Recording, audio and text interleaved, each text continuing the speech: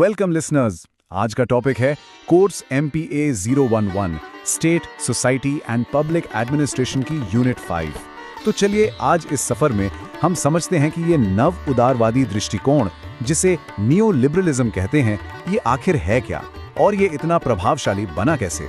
तो सबसे पहला सवाल यही उठता है कि आखिर इतने बड़े बदलाव की जरूरत पड़ी ही क्यों। देखिए, बात है 1970s के दशक के आखिर की। उस वक्त जो कल्याणकारी राज्य या वेलफेयर स्टेट का कॉन्सेप्ट था, वो ना हर तरफ से एक बहुत बड़े संकट में घिर चुका था। अब ये संकट बड़ा दिलचस्प था। इसमें दो पक्ष थे। एक तरफ थे आम नागरिक, जिन्हें लगने लगा था कि ये जो राज्य है ये एक बहुत बड़ी भ्रष्ट और एक भावनाहीन मशीन बन गया है जो उनकी सुनता ही नहीं। और दूसरी तरफ जो लोग सरकार चला रहे थे, उन्हें लग रहा था कि नागरिक इन सारी वेलफेयर स्कीम्स का गलत फायदा उठा रहे हैं, जिससे देश का पैसा और संसाधन दोनों बर्बाद हो रहे हैं। तो जब सरकार और जनता के बीच भरोसे की इतनी कमी हो गई, तो एक तरह का बौद्धिक शून्य पैदा हो गया, एक खालीपन आ गया।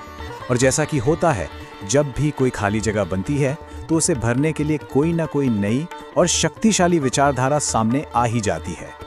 और यही विचारधारा थी नव उदारवाद, जिसे न्यू राइट के नाम से भी जाना जाता है।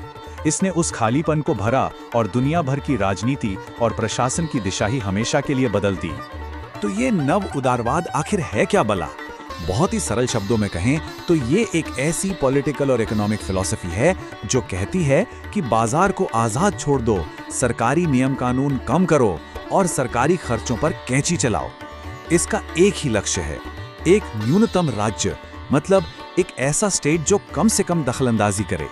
लेकिन एक बात याद रखिएगा, ये कोई बिल्कुल नया आइडिया नहीं था जो आसमान से टपका हो। सच कहूं तो ये पुरानी शराब नई बोतल में जैसा था।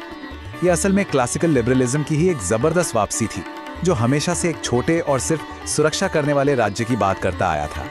चलिए अब उन मास्टरमाइंड से मिलते हैं जिन्होंने इस पूरी विचारधारा की बौद्धिक नींव रखी। यूं तो बहुत लोग थे, लेकिन मुख्य रूप से 3 विचारकों ने इस नए आंदोलन को असली ताकत दी। इन तीनों की मंजिल तो एक ही थी, पर रास्ते थोड़े अलग अलग थे। सबसे पहले थे F.A. हायक। इनका साफ कहना था कि सरकार का कंट्रोल जहर के बराबर है, ये अर्थव्यवस्था को बर्बाद करता है और लोगों को गुलाम बनाता है। फिर थे रॉबर्ट नॉजिक, जिनका तर्क थोड़ा नैतिक था। उन्होंने कहा कि जो इंसान अपनी मेहनत से कमाता है वो उसका है, सरकार को कोई हक नहीं कि वो किसी से पैसा छीन कर किसी और को दे दे। और तीसरे थे महान अर्थशास्त्री मिल्टन फ्रीडमैन, जो मुक्त बाजार के सबसे बड़े पैरोकार थे। उनके हिसाब से सरकार का काम बस 3-4 चीजें हैं: देश की रक्षा, कानून व्यवस्था और बस, इससे ज्यादा कुछ नहीं। मिल्टन फ्रीडमैन का ये एक वाक्य उनकी पूरी सोच को समझा देता है। वो कहते थे कि सरकार को एक रेफरी की तरह होना चाहिए, जो बस ये देखे कि खेल नियमों के हिसाब से हो रहा है या नहीं। उसे खुद एक खिलाड़ी बनकर मैदान में गोल करने नहीं उतरना चाहिए। क्या शानदार एनालॉजी है ना?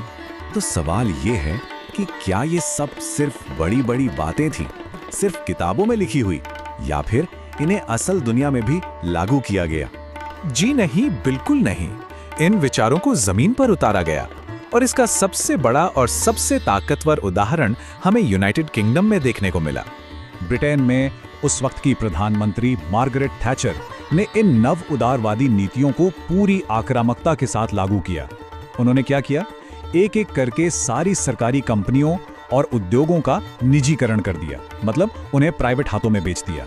सोशल वेलफेयर पर होने वाले खर्च में भारी कटौती की गई और यहां तक कि सरकारी विभागों में भी बाजार वाले नियम कानून लागू करने की कोशिश की गई। और इन सभी नीतियों के पीछे मकसद सिर्फ एक था, एक सक्षमकारी राज्य या इनेबलिंग स्टेट बनाना।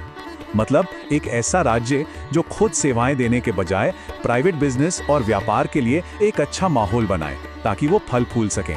तो इस सब का लॉन्ग टर्म इम्पैक्ट क्या हुआ? खासकर हमारे विषय यानी लोक प्रशासन पर इसकी क्या छाप पड़ी, क्या विरासत रही? देखिए, इसका सबसे बड़ा और स्थायी प्रभाव था न्यू पब्लिक मैनेजमेंट यानी NPM का उदय। नव उदारवादियों ने जिस तरह बड़ी और निकम्मी सरकार की आलोचना की थी ना, ठीक उसी आलोचना की कोख से इस धारणा का जन्म हुआ। NPM का मूल आइडिया बहुत सिंपल है। ये कहता है कि सरकारी दफ्तरों को भी एक प्राइवेट बिजनेस की तरह चलाना चाहिए। मतलब कुशल बनो, पैसा बर्बाद मत करो, सिर्फ काम मत करो, परिणाम पर ध्यान दो और बाजार की ताकतों से सीखो और उसी हिसाब से चलो।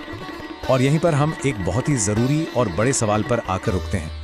देखिए, एफिशिएंसी बढ़ाना बहुत ज़रूरी है, कोई शक नहीं, लेकिन क्या एक ऐसी विचारधारा जो राज्य को उसकी कल्याणकारी जिम्मेदारियों से पीछे हटने को कहती है, वो समाज के सबसे कमज़ोर लोगों का ध्यान रखे बिना लंबे समय तक कामयाब हो सकती है? ये एक ऐसा सवाल है जिस पर आज भी पूरी दुनिया में बहस जारी है। Thank you for watching. Next unit will be discuss in next video. अगर आपको ये विश्लेषण पसंद आया तो please do like, subscribe and share.